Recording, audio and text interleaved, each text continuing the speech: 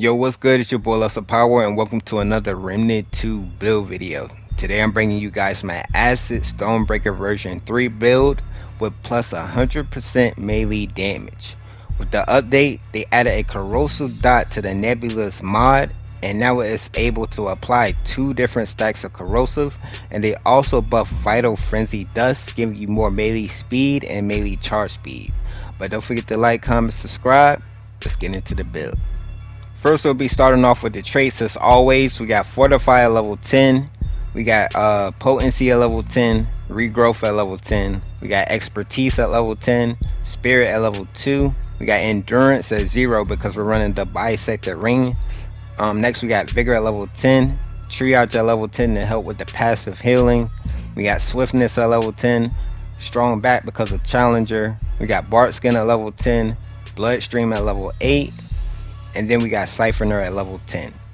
Next, for our archetypes, we're running Alchemist and Challenger. And then for the skills, we got Vital Frenzy Dust. This is going to increase your melee speed by 20% and increase your movement speed by 15%. In the patch notes, it says that they added melee speed and melee charge speed to Frenzy Dust. So this is going to increase the movement speed even more for your melee builds.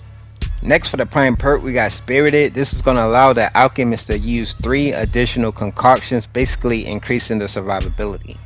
For the next skill, we got Juggernaut. This is going to increase your movement speed by 15% and your melee speed. But the best thing about Juggernaut is that it increases your melee damage by a whole 50%. So in total, we got actually 150% melee damage when we use Juggernaut.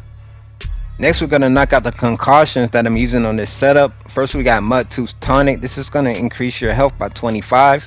Next, we got Root Water. This is going to increase your health regen by 0.75. Then we got Barker Strat, increasing your armor by 30. And then we got Meat Shake, giving you 8% DR. For the armor, we got the Little Mark 1 helmet, we got the Little Mark 1 armor, the Little Mark 1 leggings, and then we got the Crimson Guard gauntlets. As you can see, we got 305 armor total with 60% DR. For the relic, we're using the Shielded Heart. On use grants a shield for 100% of your max health. We got Mythic melee attack speed. What you really want is the Mythic melee attack speed. You want your speed to be as high as possible. Then we got Mythic melee critical hit chance and Mythic melee critical hit damage. Before you fight any boss, you want to make sure you're using 100% shield. For our primary weapon, we're using the Black Maul AR-47, but you can use any primary weapon that you want. What you need is the corrosive rounds and the fatigue wounds. This build is based off how many stacks of corrosive can you apply. So the corrosive rounds give us 1 stack, the fatigue wounds give us 2 stacks, and if you take a look at the Stonebreaker, we're running Tainted Blade. Increases melee damage by 20% per stack of corroded added to the target. Next, it says at level 10, charge melee attacks apply corroded, dealing 1875 acid damage over 20 seconds. So you want to make sure you got your Tainted Blade at level 10. We got 2 stacks of corrosive coming from corrosive rounds and fatigue wounds. And then we got 1 stack of corrosive coming from the Tainted Blade plus 10. So make sure you get that at plus 10. And then we got 2 stacks of corrosive coming from the Nebula plus 10. With the new Remnant 2 update, the Nebulous mod Nano Swarm now applies its own stack of corrosive, but its primary fire also applies corrosive, so that's 2 extra stacks we gain, giving us a total of 100% melee damage from Tainted Blade. Next, for the Mutator, we're running Maelstrom plus 10, increases the weapon's elemental damage by 10%, but we're only really running it for the level 10. Increases mod power generation of elemental damage and elemental status damage by 20%. So that's a good mod power regeneration increase.